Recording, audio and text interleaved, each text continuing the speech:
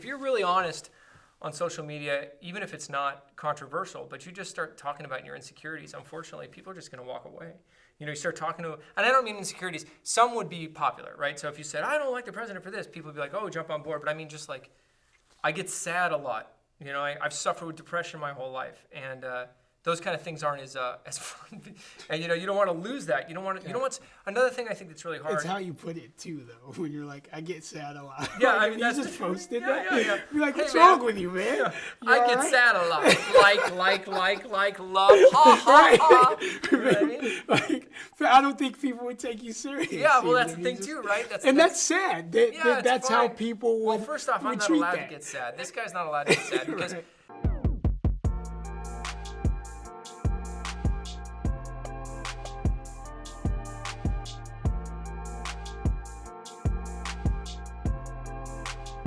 Anyway, so I battled depression since I was a kid. So there were things that didn't cause me to be sad that just kind of really made me. I mean, the best way I could describe depression is that sadness is from something, right? So a friend of yours dies, or you had a bad day. That's sadness. That's everyone. Everyone has that. You get kicked in the leg, it's going to hurt. That's reactionary.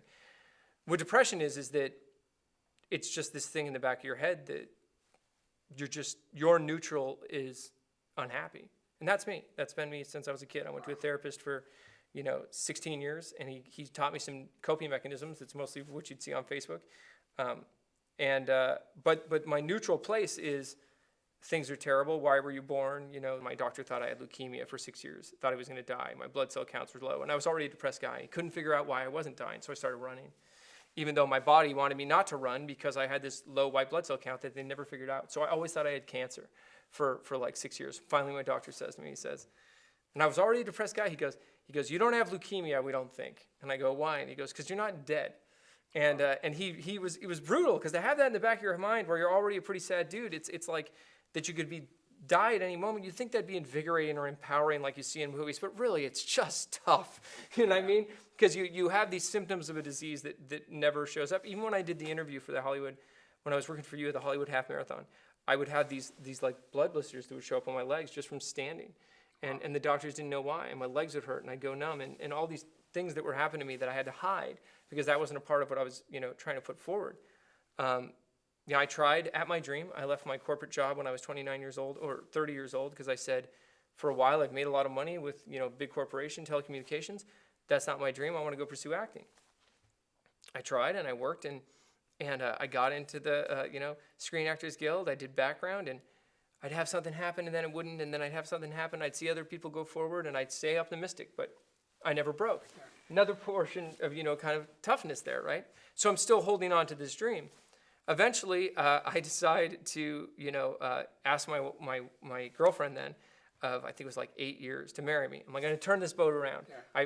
I get a little bit of luck. I find out my mom is able to get this person who she's a teacher, who was a member of Club 33 at Disneyland, to get me to go there for that day.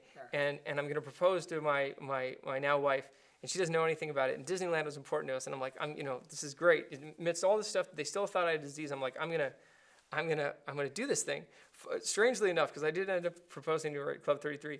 That same day, I get a call from my doctor, and they're like, we got your blood results, and they're not good. The same day. No. It's like, let me have this day. Yeah. That's what I was saying. Well, and just how much that throws off your mood. And I hadn't asked her to marry me yet, so I still had to go on the balcony of Club 33. That's tough. I'm at Club 33, and all I'm thinking about is that I will marry this woman, but maybe I won't be around in 6 months.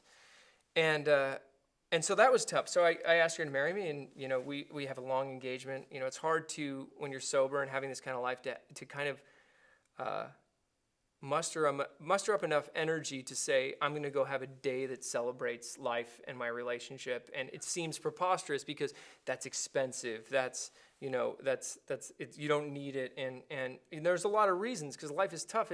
For everyone, you see these picturesque weddings, and it's like, I'm not saying all of them have great situations. Obviously, there's people who are worse off than me, but it's supposed to be this great day. It was hard for me to get to that point. So I decide one day, and I talk to my wife, and I'm like, I gotta be able to release. I gotta be able to relax, and maybe a cocktail will be that. I remember even when I went out with you once, everyone was kind of drinking, and you were trying to get me to dance, and I was having a hard time loosening up, and it was because I didn't drink.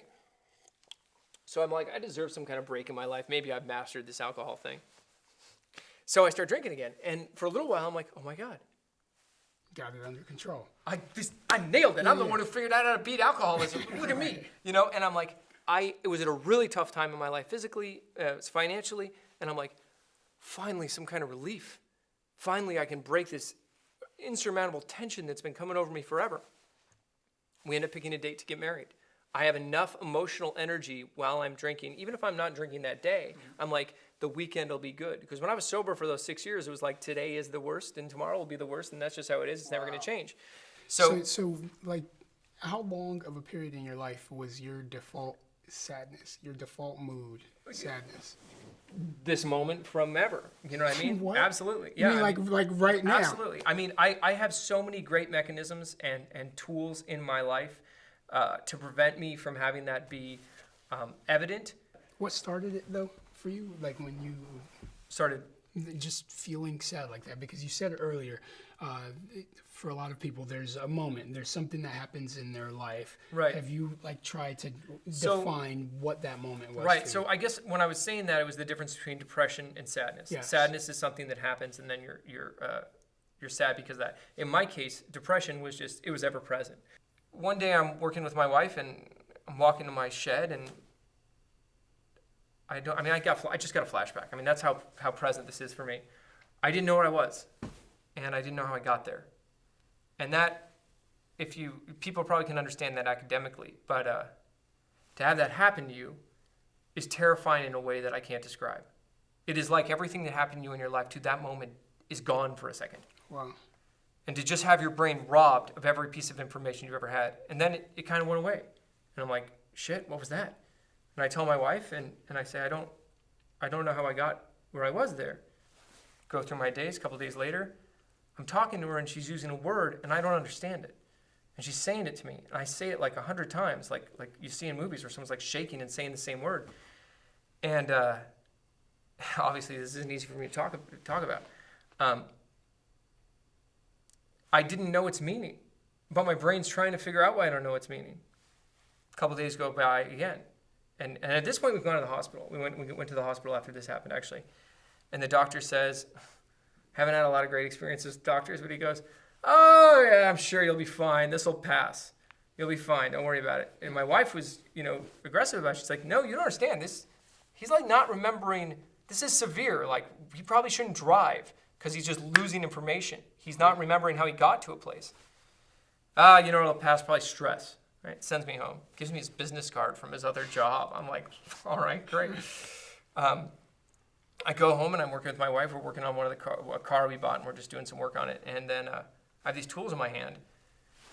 And again, it's hard because I have these flashbacks. All of a sudden, I'm in that moment, and I don't know where I am again. And I don't know how I don't even know what I'm doing. Like, just, it's torn out of me.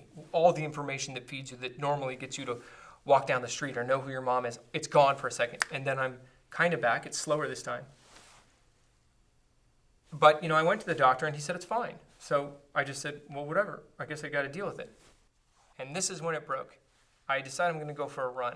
I think we share that. And I'm like, I'm going to run. Maybe that'll work it out. I'll get it out of my system. And the way I look at it now, it's like, how naive was I? You're not remembering things. You're going to go running? That's brilliant, you moron. Lost. Right. So when I'm running, I start to forget where I am. And then, being the optimist that I am, I'm like, well, that could be good. Maybe I won't feel the pain. Maybe I can run forever. Maybe this is how I become the greatest runner of all time. I won't feel my legs. That could be a huge advantage. Then I start getting terrified, and I'm still running. I don't know where I am. And then I start to lose information progressively. Wow. And I'm still running. And I don't recognize anything. But it's like being a passenger in your brain. But even that doesn't describe it, because I don't think, unless you've experienced it, or maybe someone can it resonates with them, but to be able to see that you are doing a thing that you are out of control of, that is that physical, is anyway. So I keep running. I end up getting what they call, and combat veterans have this, or combat people in combat have this. It's called it's a horrible name, and they even said this at a hospital, but it's called hysterical blindness, where something like a limb is blown off, or you're in a high combat situation, and your optical nerves are working, but you can see nothing. So your brain is not processing that. Are we good on time? I'm sorry. So your brain can see, you can see everything optically, but your brain is not taking in information. So I don't know what I'm looking at anymore. And I reach in my pocket like this, because I don't even know, and I'm like, I tell Suri, I'm like, call Gina.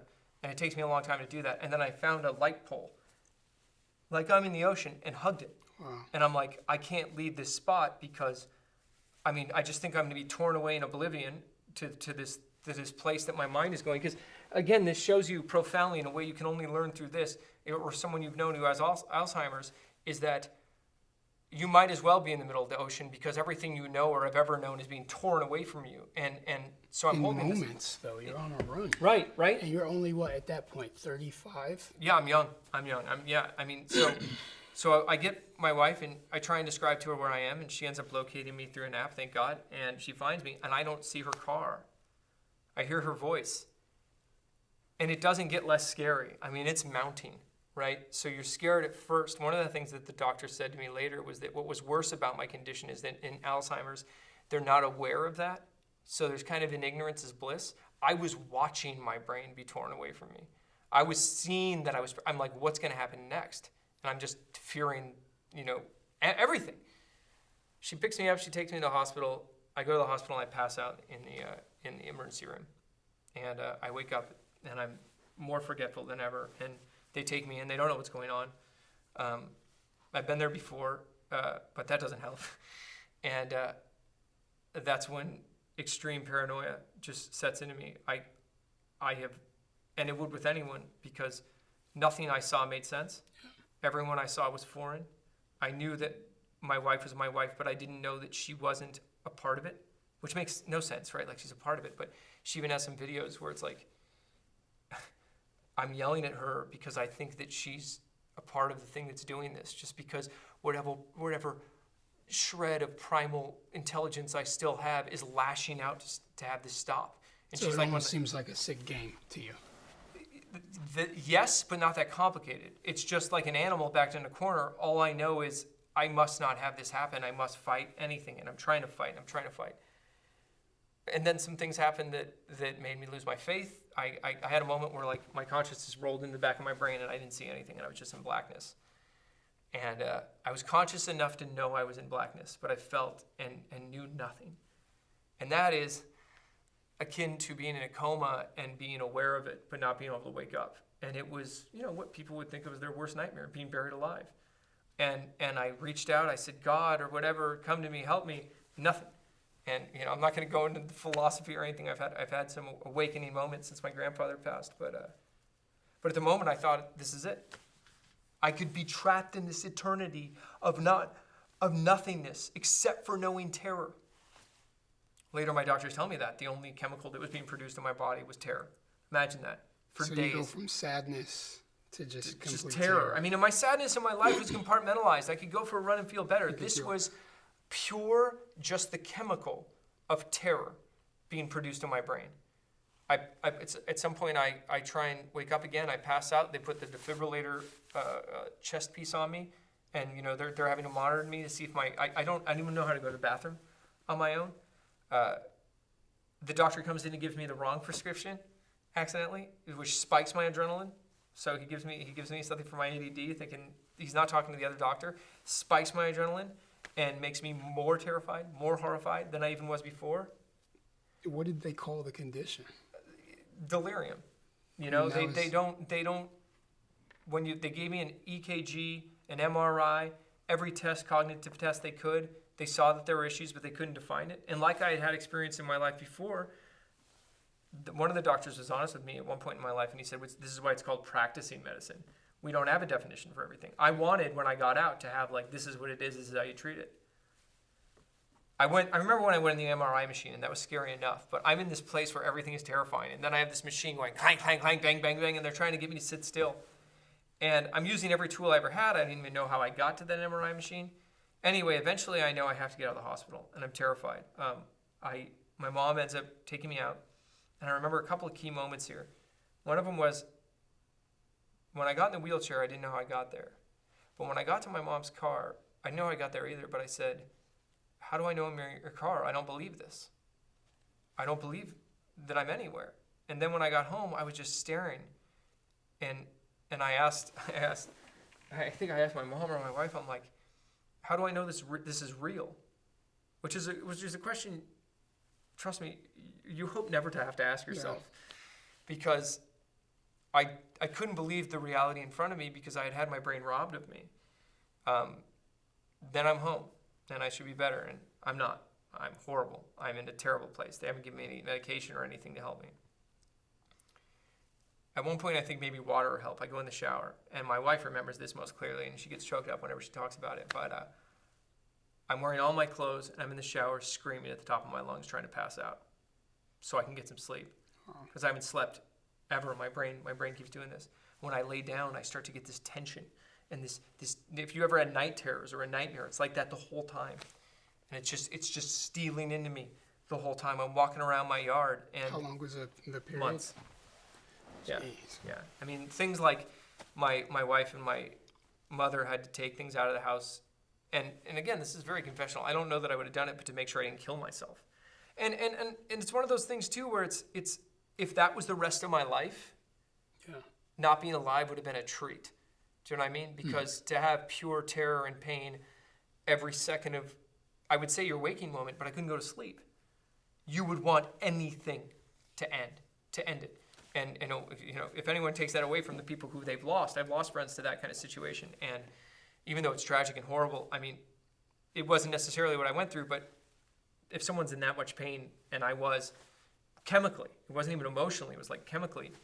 Eventually we ended up going to this hospital where it was more of a, and I can't tell you how much the institution of health was not helpful in this situation. Again, why I'm so passionate about it is that... and in some senses, they didn't even really know what was going on. Exactly. Right? I mean, how are they supposed to just treat this one person? But I ended up going to a mental health facility. I remember at 37 or 38 years old, I had to hold a pillow. Well, no, forget that. My wife tried to get me there. And I panicked and tried to escape like from her car. She tried to get me in the car, and I freaked out. And I started running, and I passed out. And then her parents woke me up with water, and then I tried to escape again. I mean, escape what? Your consciousness? It was terrifying. So eventually I got coaxed to go there. I'm holding a pillow at 38 years old standing because I didn't want to sit down. I don't know all the reasons for why I felt this way. I can only react to it. But I was terrified of everything. And eventually they got me some massive antipsychotics, which even at this point, it's like the stigma of all that is so hard to admit. It's like, oh, could you ever run for political office to do anything when you were put on antipsychotics? The humor in me says, if someone's like, hey, what are you, a psycho? I'd be like, yeah, clinically I am, I guess, because they put me on antipsychotics to get off this. I was able to sleep for the first time that night when they put me on heavy, heavy drugs. And then it was a rebuild for a year, and there's still, the scariest part about it, and it'll inform, hopefully, my art at some point, whether it's comedy or whatever it is. To this day, there's a part of me that when I was flashing back earlier, and by the way, one of the things that was described to me by one of the therapists that I talked to was that in this post-traumatic stress situation, it can't just be like the death of a friend or a family member. That's normal. Why it usually happens, people associate it with war, is that it's something so extraordinarily catastrophic that you do actually flash back into that moment because it's so permanently harmful to your brain that it's not like I'm remembering it. When I was telling that just now, I feel like I'm there again. Yeah.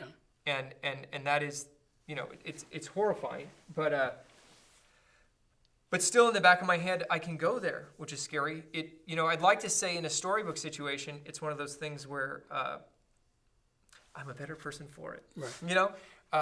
I could say that about a lot in my life. And if I was sitting here right now in my, billion-dollar mansion and being like, it's all informed by, that's how I discovered the Flubberknot, and that's what I made this, and now I'm a billionaire. Yeah.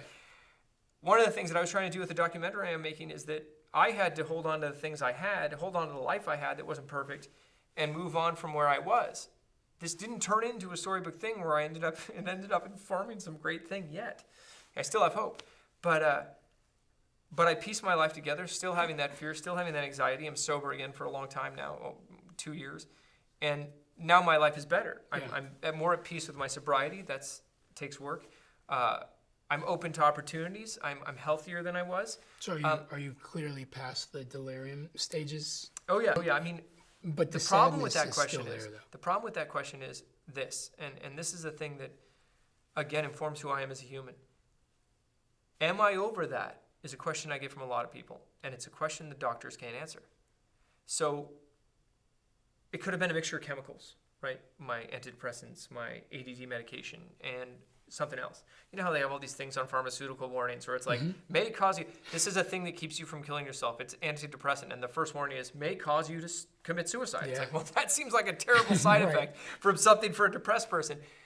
It was one of those moments where they just don't know what the combination of things are. My assumption is, and the doctor's assumptions, the ones who I got to talk to, I didn't get to really talk to them afterwards, but I talked to other doctors, is that I can't go forward expecting that.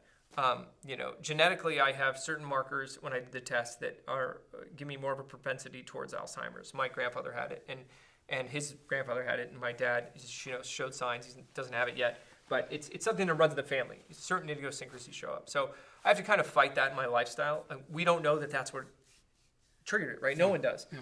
But it does kind of make you moment focused. I mean, you hear it and it seems like a cliche, and it's great when it's an Instagram hashtag where it's like, live every day as if it's your last.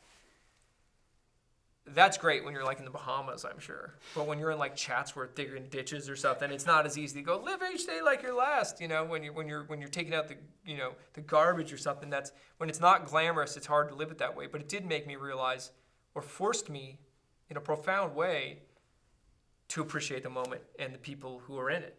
Because if that was a permanent condition for me, I wouldn't be with my wife right now.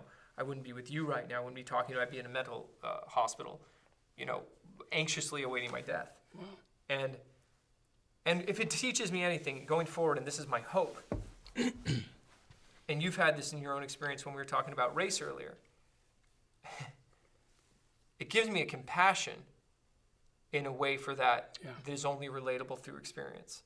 When you see someone seems insane on the street corner, or who's homeless or something like that, and you go, if I didn't have the resources and the family I did and the support I did, I'd literally be on a street talking to something that's not there. It's empathy, man. For Yeah. you to be able to see people in that condition and understand that, and you're right, there's certain things that sometimes we have to go through personally, and it always makes me feel like when we go through those things, is there a higher purpose? So like when you see people on the street with mental health conditions, or for you to be able to say, whatever resources I have, or whatever ability that I get to help educate people on that. I think even this is that, right? Yeah, This I hope so. interview, for people to understand that when you see someone that lives out on the street, like it could literally be that one moment, just being on a run, like in your case,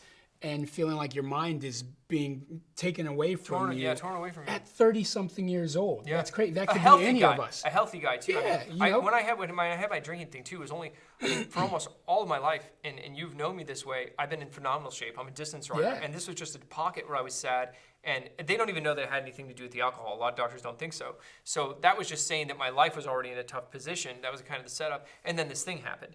I could be obsessed with what caused it, but it's not going to give me the answers. So why? Why would I do that? The empathy piece, one of the things I really want people to understand, and one of the things I was trying to say with my documentary, is that sometimes those hard things don't turn into something you want. Hollywood and music and Instagram and Facebook say, just those hardships are going to make you that millionaire. They're going to make you that celebrity model. You're going to be a Kardashian, It didn't do any of that for me. Right. I'm not famous. I'm not a millionaire. But I love my wife more. And you don't need to be famous or a millionaire to have a situation that sets you back to go, and I hate to cuss, but holy shit, the things in my life that I took for granted, and man, what a cliche. Wow. I get to, when I'm out in the sun, when I'm on a run, I experience nature in a way I didn't before, because I'm like, it was blocked from me at one point. Yeah. One thing that my wife did say, and I remember this, when I was laying out in the sun one day, this was recently after I was starting to get some kind of semblance of understanding, but still, I would fall into these terror fits where I'd be like, oh my God, I'm not here, and I'd freak out and run around. I was laying out in the sun, and I was trying to do calming exercises and all this stuff, And my wife said to me, she said, I'm like, is everything okay? I'd always ask her, am I okay? Is this okay? That was my line. I'd be like, is this okay? Is this okay? Is this okay? And she said, the birds are chirping. Everything must be okay. And that has stuck with me because it's the simplest thing in the world. But when I have anything that hard goes on with me, the loss of my grandfather, I didn't shed a tear. Because of the experiences I've had, I miss him. But when the birds are chirping and I mean, I don't want to say more than that. Everything must be okay. I got air, and there's animals out there. And that's the reason I stress on this, and I hope someone can take this away, is that not every tough experience in your life, every cloud has a silver lining. Maybe for some, right. I went insane and I didn't become a millionaire. Yeah. But the silver lining for me was not that glamorous. I think that it was that what you have, no matter what, even if you're just sucking air and you're homeless, it's better than being insane and homeless. Yeah. I'm sorry that and people ask me, are you happy it happened? No. I've gotten to the point in my life where I'm like, no, I wish I didn't have that happen. I wish I won the lottery. I didn't need another situation that made my life tougher. If it helps people, great. But it was so tough that I wish it hadn't happened. But it did. And I can't change that. So I'll live with it and I'll go forward, put one foot in front of the other. It hopefully it helps other people, but for me, all it did is that say, no matter how hard things get, the fact that I'm still moving on this planet, another thing that happened is just my profound respect for this planet and the environment. I already had that, but even more so because stuff like breathing and drink water becomes very, very special when you don't have that ability, when you don't know what water is. It's like being a baby in a minute, like going from knowing everything and knowing nothing and having to learn it again. And it's interesting that something that's really special is that I was thinking about you the other day when I was meditating, and then moments later, and people think, oh, he's lying. Yeah, that's malarkey. I know what I know, and this is for me. We could show people the text of how much of a coincidence I was working out and meditating, and I'm like, I got to get in touch with Ken. I didn't know why, but I've learned to trust my instinct. Because when you go through things like that and you can't trust your mind, which is just a collection of information, I've learned to trust my instinct and what people call it my gut a lot more, because that's what got me out of it. It wasn't my brain. My brain was the enemy. It was the violator. It was trying to destroy me. When you texted me, I'm like, well, I didn't even question you. I had other things to do, but I'm like, I got to see Ken. Yeah. And that's interesting, because that was a gift. I didn't have that before. I would have gone, well, what's he up to? What does he want? What should I wear? What should I do? Should I do this? Should I play hard to get? Should I charge him? All those things used to go through my head, right? Because that's how I was. Now I'm like, I know I have to see Ken. I was thinking about him. He hit me up. I can't wait. And that was it. And so it's given me a kind of clarity and access to myself that I wouldn't have had before. Yeah. Has going through that experience of delirium helped you get past this default period of sadness? Because I feel like I want to help you with that somehow, right? There is less of a underlying sense of depression and bleakness, in the sense that there will always be a worse. So when I wake up in the morning and I know who I am, awesome. The kids. Yeah. You guys don't have We don't have children. Thanks, yet, Ken. Right? Now I have to have children too. Gina, come in here. Let's bring Gina in here. Can you feel like jumping in on camera? Come on. You want her on? That's her choice. So kids, that's another thing. Kids, right? man. So let me tell you got this beautiful wife. Like, I feel like... Isn't the world populated enough? I gotta have kids. But like, they bring just such joy to your life. Ken, let me tell you something about that. Yes. This is why we're talking right now. Let me tell you something about that. And I was thinking when you were saying that Ken's gonna have a revelation here that's totally not gonna work for me. And that's it. I don't, there are fears that I have about having children that are my own. And then my wife, has her own reasons for not wanting to have kids. And I respect people who don't want to have kids. I respect people who have kids. I'll tell you what I think is special about, first off, if we went forward with anything, speaking or anything, is that you are so you that you see things through you. And that's awesome. Yeah. I would love to wake up as Ken, dude. Wear a shirt that says, give me a hug. That's crazy. People might hug you, bro. I couldn't do that. I'd love to wake up like Ken. But here's what's going to happen to me. If we run into someone and someone's had a hell of a time and they are on the verge and they lost their job and they don't have any kids or they lost their kids, bro, I connect with those people. I connect with them. I've had 3 friends in the last year who've lost a parent, okay? And the first call they made was me. And I get emotional when I say that. I don't know exactly why that was. They didn't even know my story as well as you. I just told you, but the first call they made was me. One of them, his dad died, my friend, and he came over to my house right after. He just knew he had to walk with me. And I'd like to give you words that I gave them that made it okay for them. But it wasn't words. There was something else. For what you are and able to do, I can't and won't try because Ken's the best at that. But when these guys had something happen to them, I was able to put laughter in points that you would think would be inappropriate, but because I've shed the same blood in the same mud, there's a kind of resonance and an energy that just draws those people to me.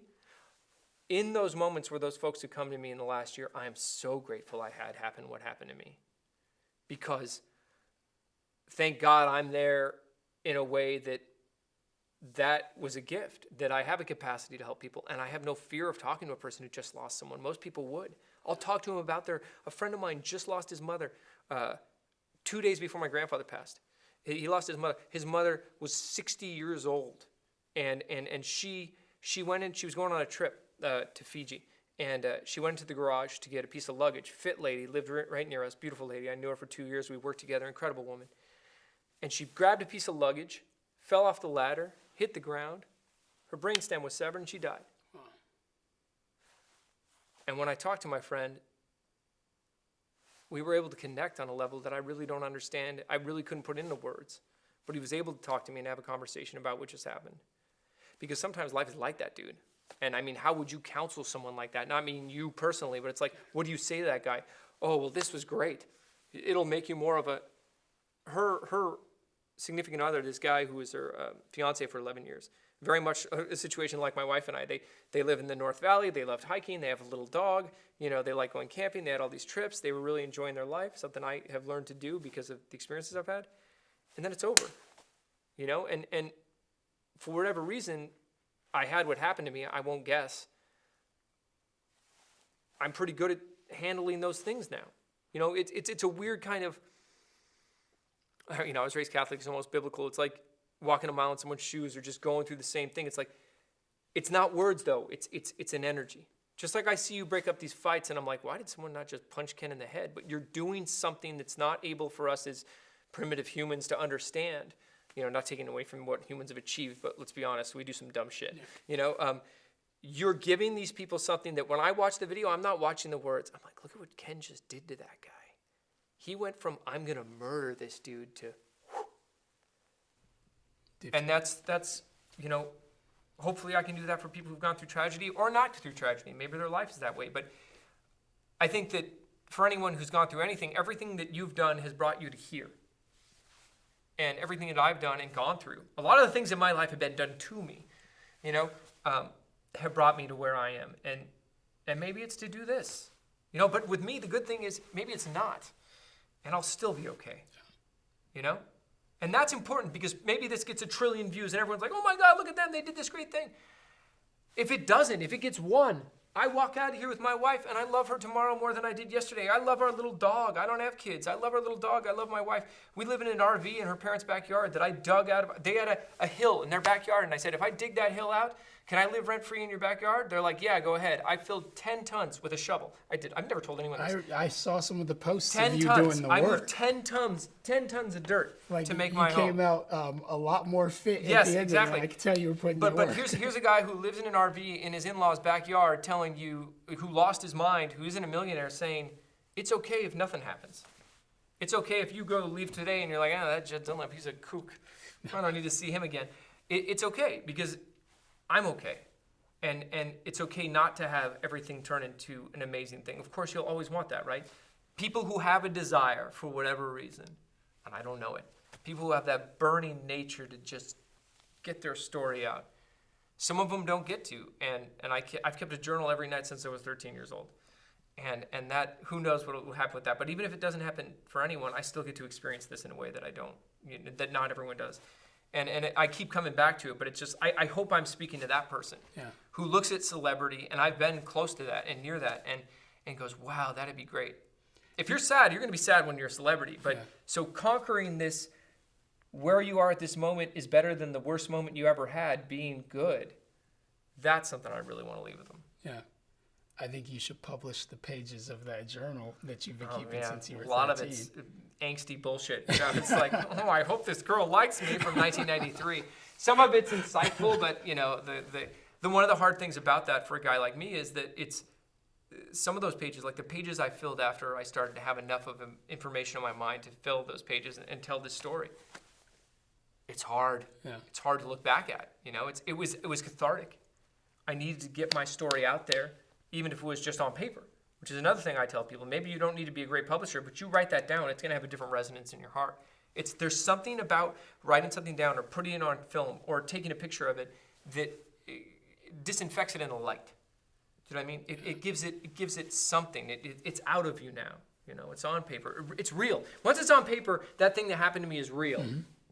And there's a power in that, even if I'm the only other person who ever reads it. So I'm glad you mentioned that. But yeah, if it got published, you know, that'd be great. If I ended up writing a book out of it, that'd be great. But then the main thing, and the first thing that I'd have in a book would be like, you don't have to write a book to feel better, you know? Yeah. And not everyone's me. Not everyone needs to have that kind of feeling of you know, having more of a platform or more of a voice, or like what you do now with public speaking.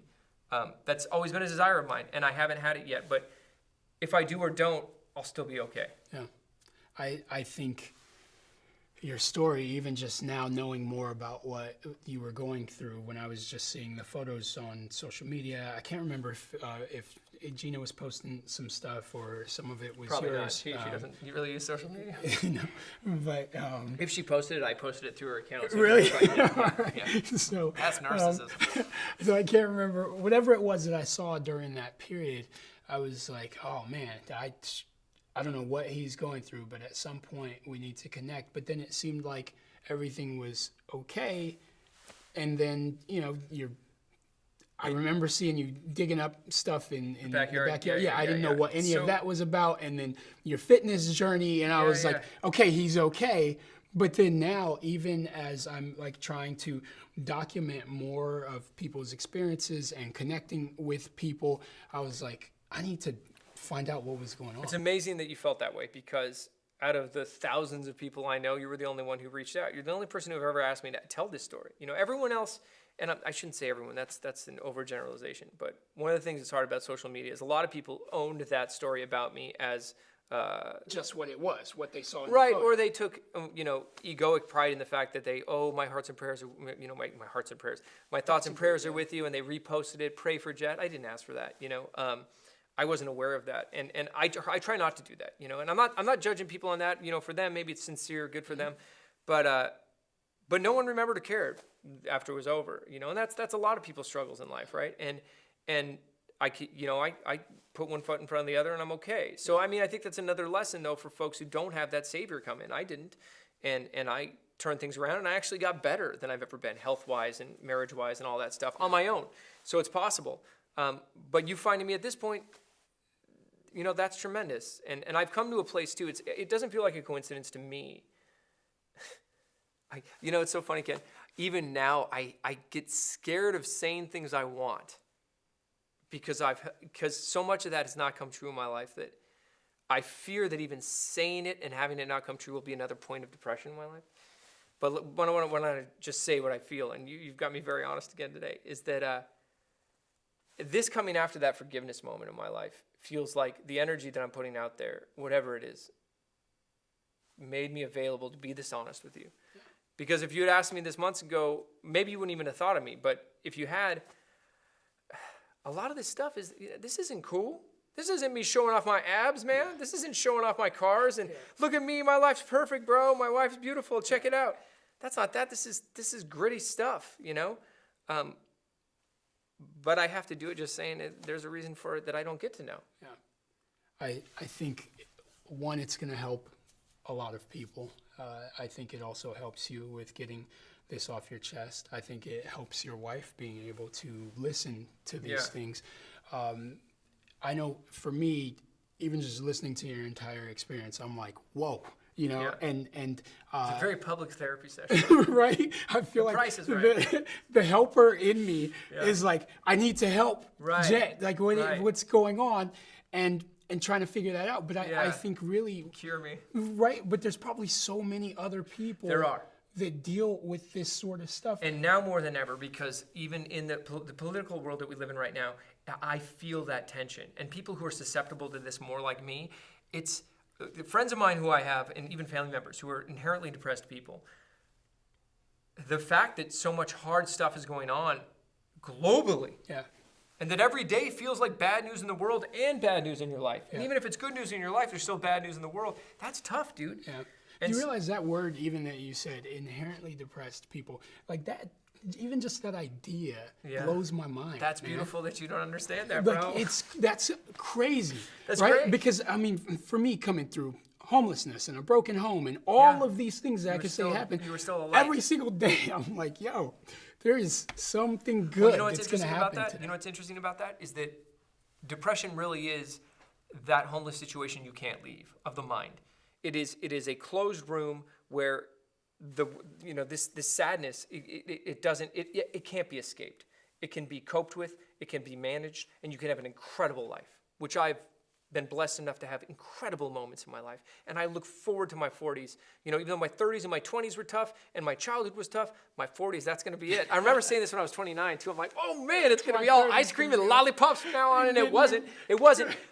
But what's the other choice? That's the other thing. But I also did things in my life that were so hard. Forgiveness, stopping alcohol, deciding to marry someone when I had decided a long time ago, I'll never get married. I don't have that emotional capacity, just because of bitterness, dude, because I be more honest, my parents' marriage wasn't exactly happy. So I said, hell with that. They weren't happy in their marriage. Why should I be happy in my marriage? Maybe the title of marriage will make me unhappy. So I'm afraid of that, right? People have their own scars.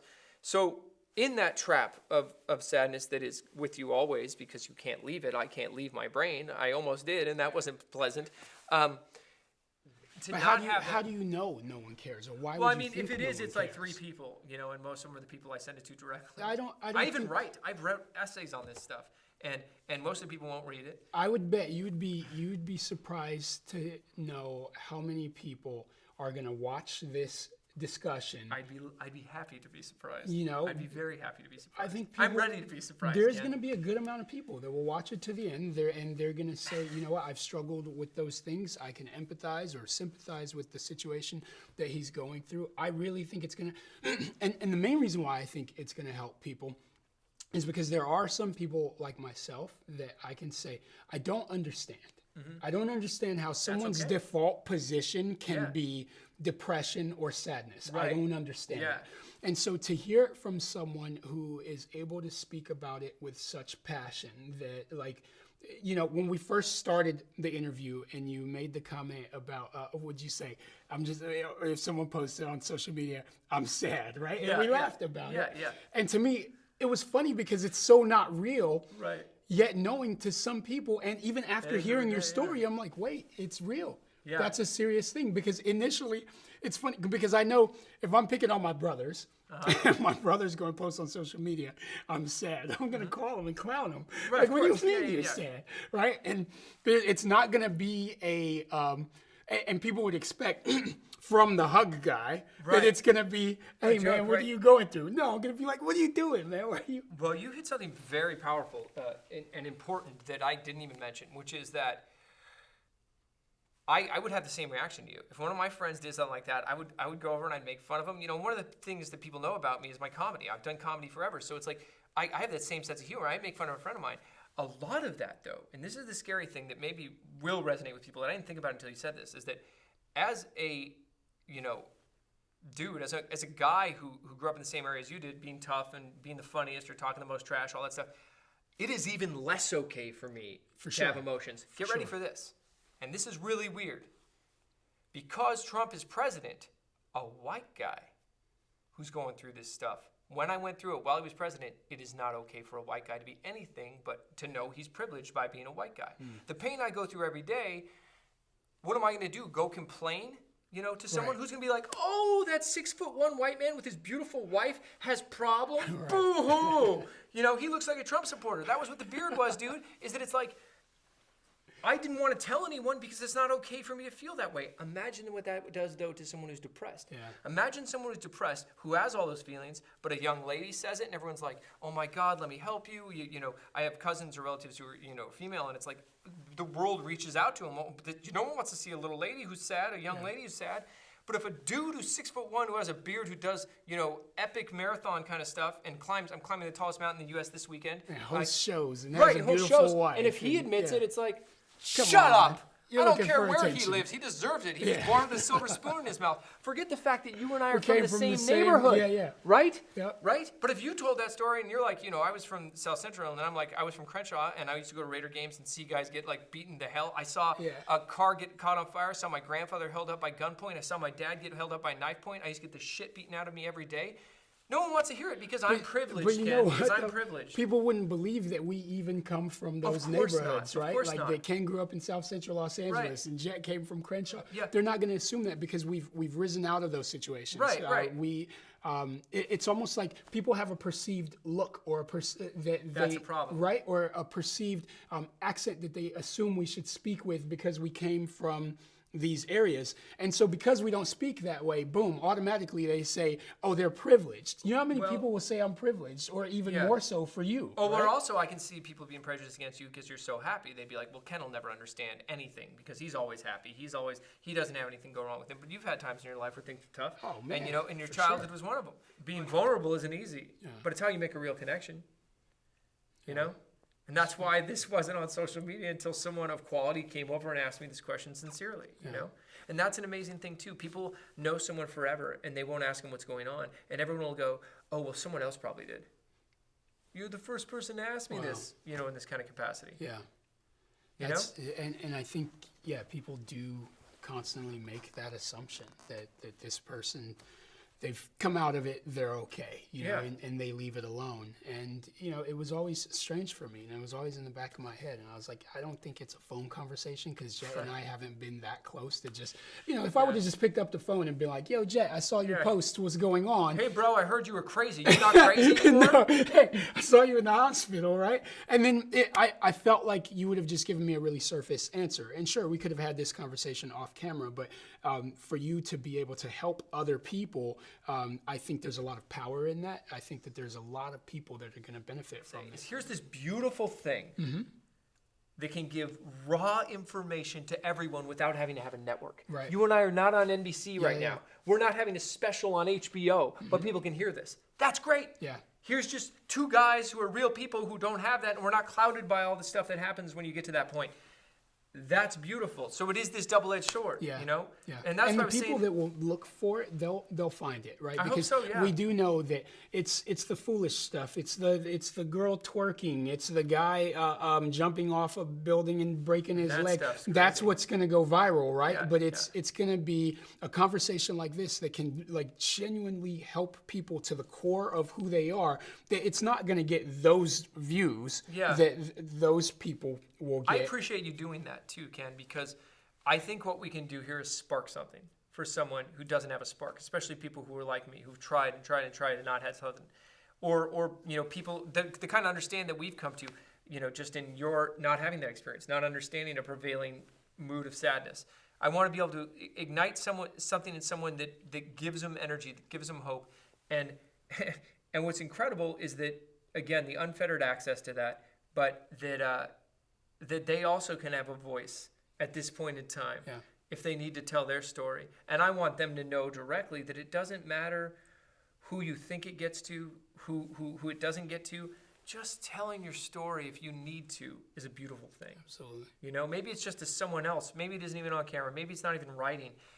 But there's a disinfecting, there's a cathartic feeling to be able to get those things off your shoulder that you want to. And in my case, it's very public. It took a long time for me to ever be able to do something like this. This has been beautiful, Ken. Thank you so much for having me. Absolutely. I'm going to get that free hug. I'm going to bill you for mine, but I'll take that free hug. I'll look forward to Thanks, Ken. Thanks for listening to this episode. Make sure that you go out, you go hug as many people as possible, even if it's just one person that you hug today. It could change your life and theirs. That's the cool thing about hugging, is that you can't give a hug without receiving a hug. So If you think that it's difficult to do, then make it easy on yourself. Go to the Free Hugs Project website, go pick up one of the Free Hug shirts and wear that around town. Wear it to school, wear it to work. I guarantee you're going to get some hugs, or at the very least, you'll get some people that are going to smile at you. It's a great conversation starter, and it supports the work that we do here, so thank you.